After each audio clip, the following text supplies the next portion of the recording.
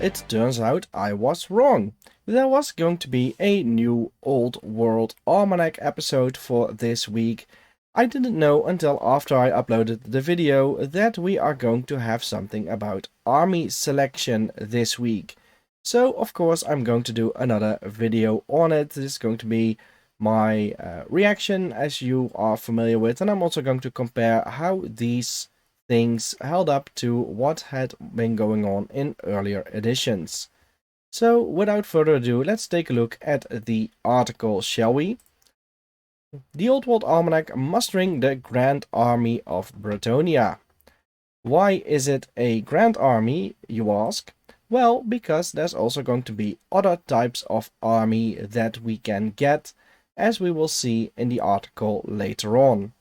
So, the Grand Army of Bretonnia, it starts us off with an image that has absolutely nothing to do with Bretonnia, although these are two pretty grand armies. This is the 7th edition Battle for Skull Pass starter box art. A very nice set. I have, I think, at least two of them, at least miniatures of at least two of them.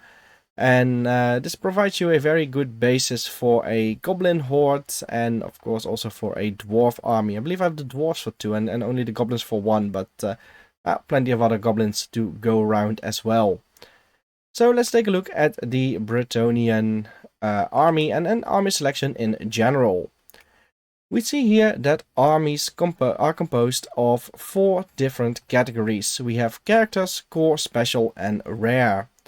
As was the case in the Warhammer era in 4th and 5th edition, characters are grouped into one single category. Contrary to 4th and 5th edition, champions are not part of that category. It's going to be lords and heroes, but as we will see, there's going to be a bit more options for these over here, at least for Bretonnia in this edition.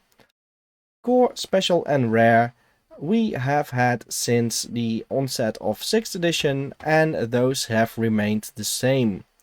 But in addition, we will also be able to include one or both of the following categories: mercenaries and allies. Mercenaries are going to be specific units drawn from other army lists that you can have as mercenaries, which I don't know if that's going to be the case, but I'm going to assume that you can get, for example, a unit of ogre bulls as mercenaries. And allies, you can have an allied contingent, which I guess is composed of several units and maybe even a hero or something like that. Every faction, and there's this little asterisk symbol here, that tells you that this is also going to be the case for the factions that get a PDF only list. So every faction will have a grand army upon release. A balanced list of options from which you can pick a wide variety of units chosen from the 4 categories shown above. There's usually one page of stipulations, but the full range of units from each faction is available for selection. Take, for example, the Grand Army from Bretonnia. And this one, and I believe all the other art as well, is taken from the 6th edition Bretonnian army book, in case you're interested.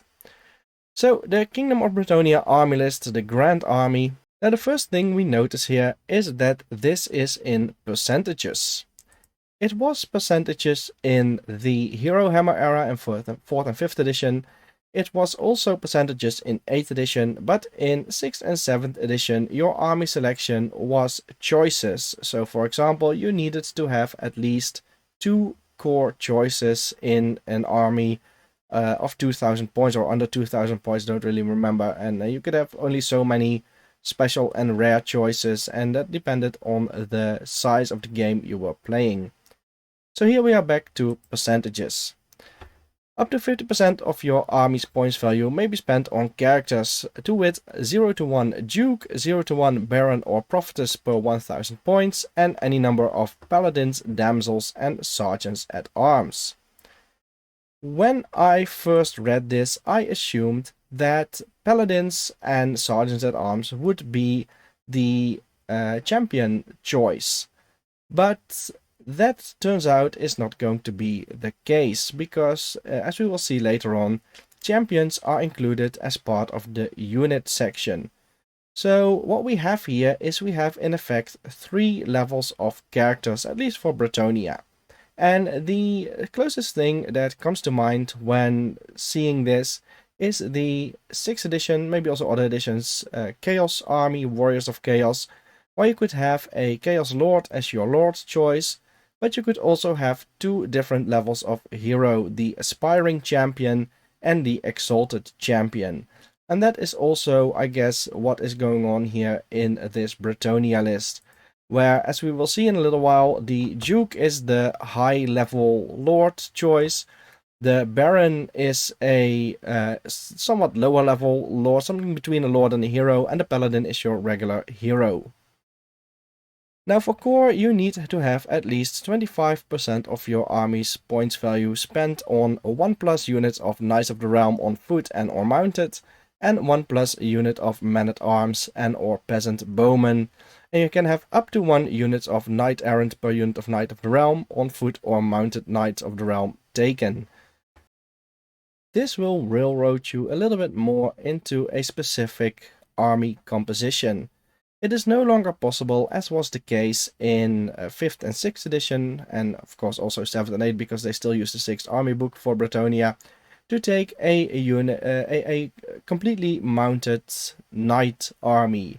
You have to have at least 1 unit of peasants on foot. And this is of course somewhat limiting, especially if you're one of those guys who plays with a cavalry-only Bretonnia force. But on the other hand, it will also give you a bit more of a challenge, and your opponent maybe a bit more versatility than just standing there and accepting charges. For special, up to 50% of your army's points value may be spent on Squires, Questing Knights, Pegasus Knights, and Mounted Yeomen. You can have up to 2 units of Battle Pilgrims per 1000 points. I'm glad to see that those are back. We haven't seen them yet, but at least they are mentioned here now. For rare, you can have up to a quarter of your army spent on Grill Knights and 1 Field Trebuchet per 1000 points. And this is also good to see that the 0-1 cap on Grill Knights has been removed. You can have up to 20% of your army's points value spent on Mercenaries. It doesn't tell you which units those are, at least not here. And up to 25% of your army may be spent on a single allied contingent drawn from any Kingdom of Bretonnia Army of Infamy composition list. We are not getting those, but we will get a little bit on that in this article. Or one of the following Grand Armies: Dwarven Mountain Holds, suspicious; Empire of Men, High Elves, and Wood Elves, also suspicious. There's a lot here to unpack, they're saying. Well, I wouldn't have guessed. Firstly, you can't overload your army with powerful wizards and mighty heroes. Prophetesses and barons are a rare occurrence even in Armies of the King. There is however the flexibility to take characters of lower ranks. Paladins, damsels and sergeants at arms enjoy no such limits. You'll certainly want at least 1 paladin for that free battle standard bearer upgrade. Otherwise, as long as we have 25% of your roster, well, of course, they're going to explain what 25% is, but as long as that much is spent on core units, and it includes 1 unit of Knights of the Realm and another of Peasant Levies? Don't know how to pronounce the word. I'm gonna say levies. Army selection is very flexible. As you'd expect, Grill Knights and Field Trebuchets aren't such a common sight, but at 38 points per model, plus 7 for a champion, musician and a standard, you can just about cram 2 units of 6 Grill Knights in a 2000 points army. This is what we are getting at with the heroes, the Lords of Bretonnia. You get a Duke, a Baron and a Paladin. Let's start with the middle one, the Baron, because the Baron has the profile of a Bretonnian Lord as it was in 6th edition, with the only point of exception that it has 1 less point of initiative than its 6th edition counterpart. 6th edition had an initiative of 6. The Duke is an entirely new stat line. It's got 1 more point of weapon skill than the Baron, and thus than the Bretonnian Lord in 6th edition. 1 more point of strength, 1 more wound. It's got 1 less point of initiative than the Bretonnian Lord in 6th edition, but 1 more attack, and that makes this well, pretty much a powerhouse. 4 wounds, 5 attack heroes.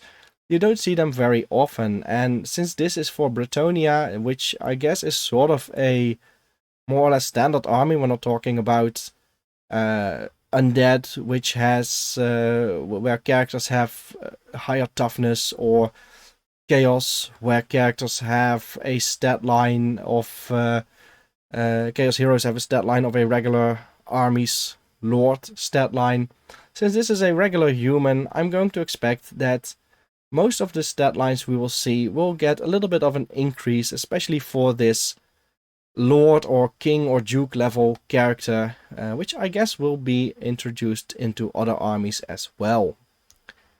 The paladin stat line has remained mostly the same. It has 1 point of weapon skill higher than its 6th edition counterpart, and 1 point of initiative less, otherwise it has remained the same. It is a regular infantry on a base size of 25 by 25, except of course when you put them on a horse. Unit size 1, it's got a hand weapon and heavy armor stock standard, and it can take one of the following: a Morningstar, a great weapon, or a lance if appropriately mounted. That is the options that you also had in 6th edition. You may have a shield, you may be mounted. You can have the Knight's Vow replaced with the Questing Vow or the Grail Vow. It doesn't say what these are here. Also, of course, we saw the Grail Vow introduced in the last episode in the Grail Knights discussion. But the Questing Vow, we still don't know what it does, nor what the Knight's Vow does. It can have 1 knightly virtue, and you can have items for a Duke 100 points, the same as a regular Lord. 75 points, it's a pretty new one for the Baron, and a Paladin hero level for 50 points. The special rules: the Duke has Blessings of the Lady, Rallying Cry, and the Grail Vow, so he comes stock standard with the Grail Vow, he's a Grail Knight. And the Baron and the Paladin, they also have Blessings of the Lady, Rallying Cry, and then they have the Knight Vow. I don't think we've seen what Rallying Cry does. Blessings of the Lady we saw also in the last article for the Grail Knights. That's that you get a ward save of 6+ against all attacks, and I believe it was 5+ against a strength of 5 or more. So, what do we get here? Grognards may remember multiple ranks of heroes from previous editions of Warhammer Fantasy Battle, and those delineations are still present and correct. A Duke is always a mighty warrior indeed, no time for feasting, issuing edicts, or sprawling decorously across your throne for these guys. Every Bretonnian general is tremendously skilled at arms and as strong as a troll. So I'm guessing that we get here at least the strength, or maybe even the profile of a troll as well, if we look at these Dukes. Although, well, I guess their leadership for a troll is going to be a bit lower. Options abound. You will have a choice of weaponry. A Morningstar will give you +1 strength and a -1 armor penetration in the first round of combat.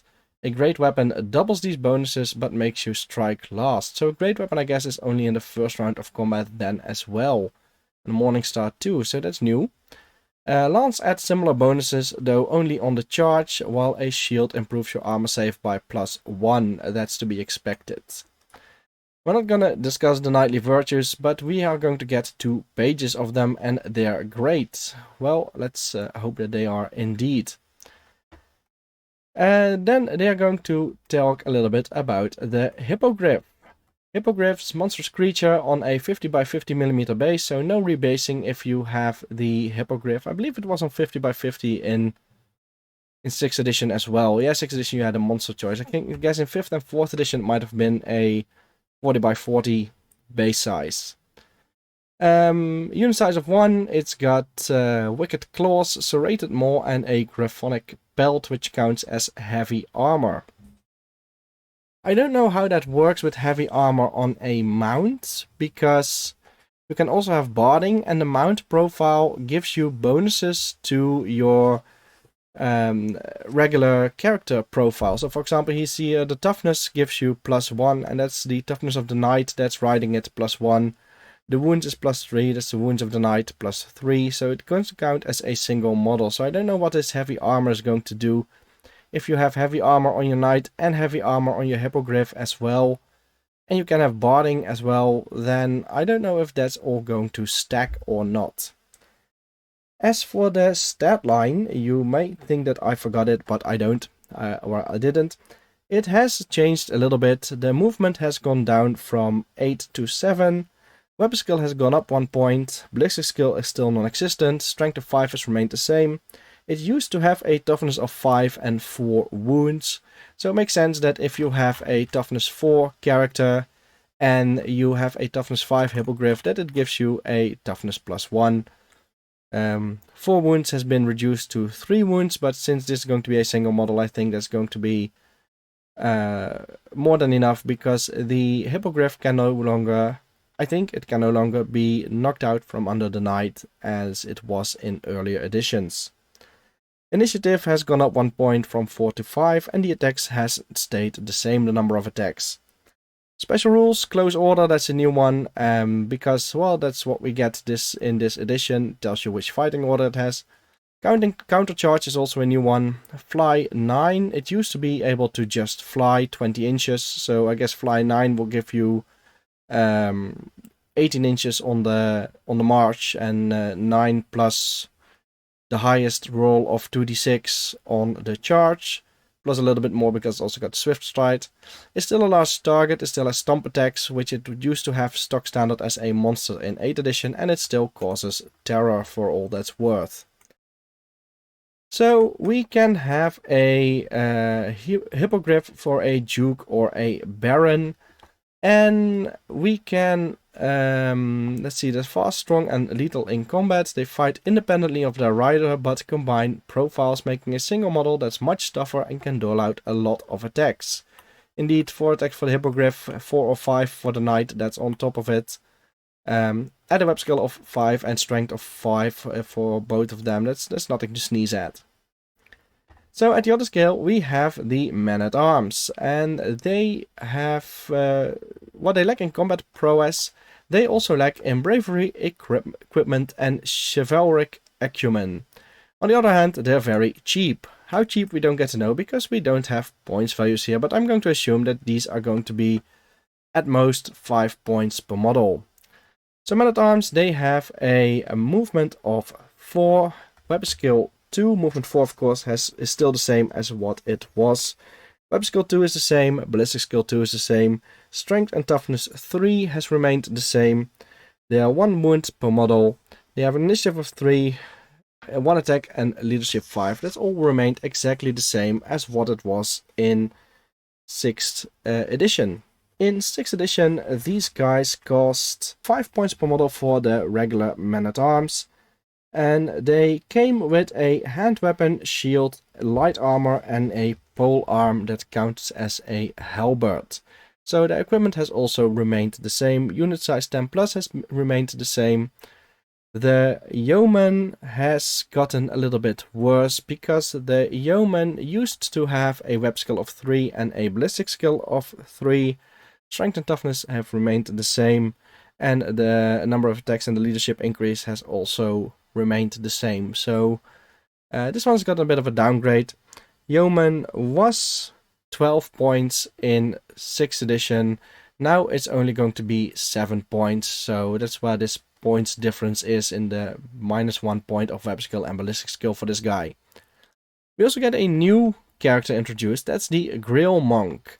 The Grail Monk is a sort of second champion. He's got a blessed triptych, is that how you pronounce it, which will provide the unit with stubborn. And stubborn means that the first time they take a break test, they don't need to risk a dice roll, but they fall back in good order. They also have the shield wall special rule, which gives them which allows them to give ground instead of falling back. So that's a good combination. That means that the first time they break in combat, they're just going to move back 2 inches. And if they don't get all wiped out in the first turn, they're just going to stand there and take any charge. This Grill Monk, there was of course already the option to include that in the in the box. These are the regular models that you had, except that this used to be one of the standard bearer options, I believe, and didn't give you an extra bonus in the game itself. Other special rules, close order, it's a horde, so I guess the horde rules are back, which may be something to do with units. In 8th edition, it means that a horde was anything that has 10 models in the front rank, and that would allow you to fight with 1 extra rank, to shoot with 1 extra rank. Maybe that because this is a horde, it has that option stock standard, but it might also mean something different. Levies, I have no idea what that's going to mean. Peasantry, shield wall, and warband. These are all new rules that we don't get explained to see what they do. Then, this is all about the Grand Army of Bretonnia, but we also have the Armies of Infamy. What are those? Well, they don't really say. The Grand Army is not the only way to select a force, however each faction will gradually gain access to Armies of Infamy, which provide often wildly different ways to muster a force. As Bretonnian Lord, you may wish to enter exile, especially as it means you can then take forbidden Border Princess Bombards into battle. That's a throwback to 3rd edition, where you could have a Bretonnian Bombard. While those who really just enjoy knights and more knights may prefer an errantry crusade, so I guess then we can forgo on the peasants after all. There's no Old World Almanack next Monday, it's Christmas Day after all, but we have to check back the 26th for something of an off-white Christmas. So yeah, we're going to get another reveal next week, not on Monday, but on Tuesday. Probably not an Old World Almanack, but I said that also last week and I was wrong about that then too. Might be that we get something new as well. Maybe they are going to officially announce the Bretonnia novel that we have seen. Maybe they are going to show us the Bretonnian army box. We have already seen a leaked image of the Tomb King's army box. That is looking very promising.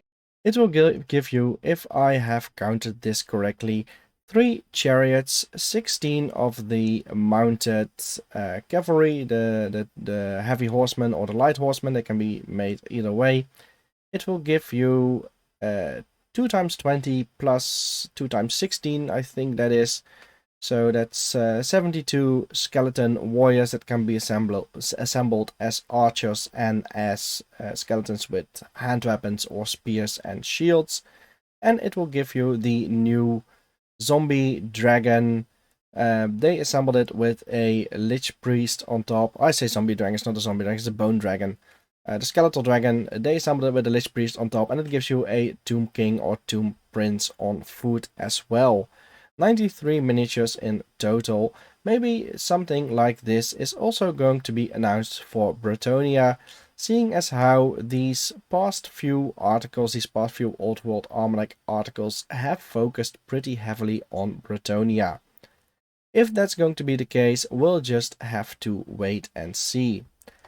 For now, the army selection, I had expected, I didn't say it, I should have called this, but I had expected it to be percentages, seeing as that's what they went back to with 8th edition, and the things we've seen so far seem just to be a progression mostly from 8th edition, where several of the rules that were introduced in 8th edition have stuck around, such as the stomp attacks for monsters.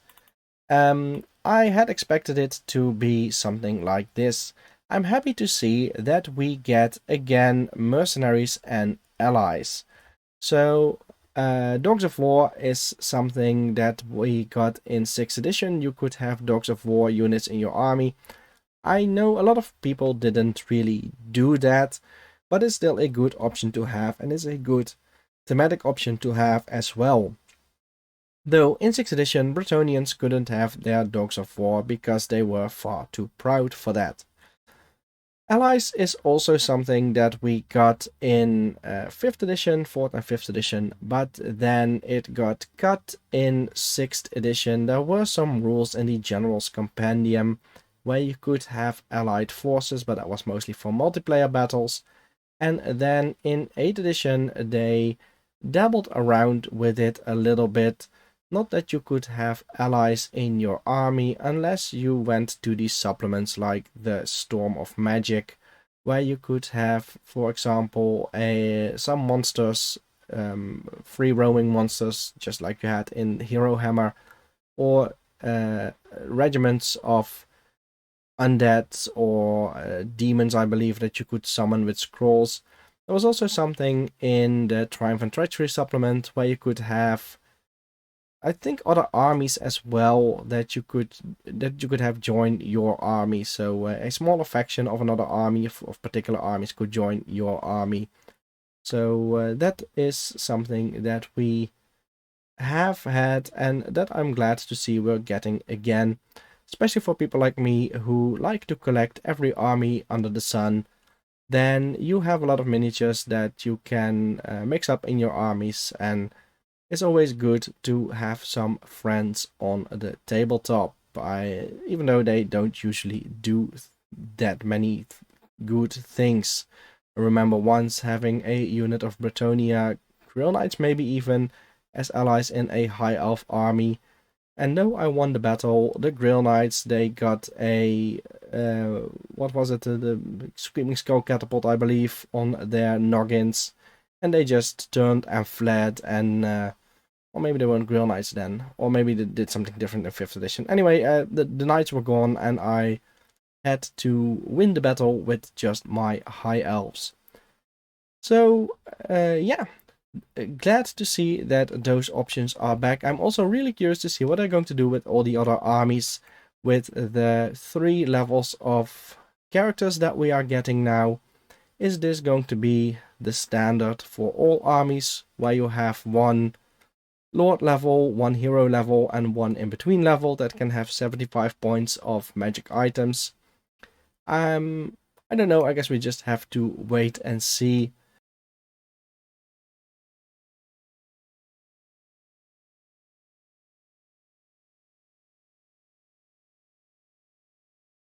So far, all in all, I'm pretty positive about what they've announced for the Old World. And I really hope that this is something that's going to fulfill more expectations, not only of me, but also of other people. I know that a lot of people, me included, have said that even if this game won't work out, we've still got the older editions. And even if this game will work out, I probably won't stop playing the older editions. But it would be good to have a game that's supported again by Games Workshop, and that we don't have to scrounge the second-hand market for miniatures that are otherwise unavailable. One of the things that I am a little bit worried about is what they are saying about the later editions of armies. So if you look over here, it says the Grand Army is not the only way. Each faction will gradually gain access to other armies. These Armies of Infamy, how are we going to get them? Will this mean that we are now getting no longer physical copies of rule books, but or of army books, because we know it was going to be physical rule book that was announced in the Tomb King's box? Will this mean we're not going to get physical copies of army books, but that we are going to get sort of a living rulebook PDF kind of thing? I know a lot of people are very happy about that. I prefer my rules in paper, my books in paper, so that I can bring them with me, and that makes it much easier so that you don't have to check every time, do I have the latest version? Can I use this? Has this rule been amended or something like that? It's probably going to happen anyway. We've had erratas in every edition, I believe, so far. And you do still have to have a place where those are. You have to have an FAQ, and later in 6th edition they were published in the annuals and the chronicles. So there's something to say for both of them. But yeah, I'm really curious to see how this is going to go. And also this about the factions getting a PDF list. I really hope that we are getting not just a PDF list, but an actual Ravening Hordes booklet that we can use and that we can bring to the table, so that we don't need to check our phones or other devices all the time. So Games Workshop, if you're listening, those are my demands, and I expect you to comply with them. Which you probably won't do even if you were listening, because, well, who am I? I'm just somebody who likes Warhammer and who likes to comment on it. And you are somebody who likes to hear about Warhammer, otherwise you wouldn't be watching my videos. Thank you for that, by the way. Thanks for sticking around to the end of this video. If you like what you hear, don't forget to like the video and to subscribe to the channel. This is also going to be a good moment for me to point out that Forces of Fantasy is not just a YouTube channel, but it's mainly a podcast. You can find the podcast on any of your regular podcast hosting platforms. You can also get in touch. I'd love to hear from you.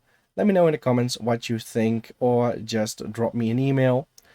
And let me also point out that Forces of Fantasy has a Patreon page where you'll find exclusive bonus content. So if you like the podcast, then you might consider signing up for the Patreon as well. Thanks once again for watching, and depending on what news we will be getting next week, I will try to provide another video update. For now, I wish you all a very Merry Christmas. And if we don't see each other next week, then I will probably see you again in the next year.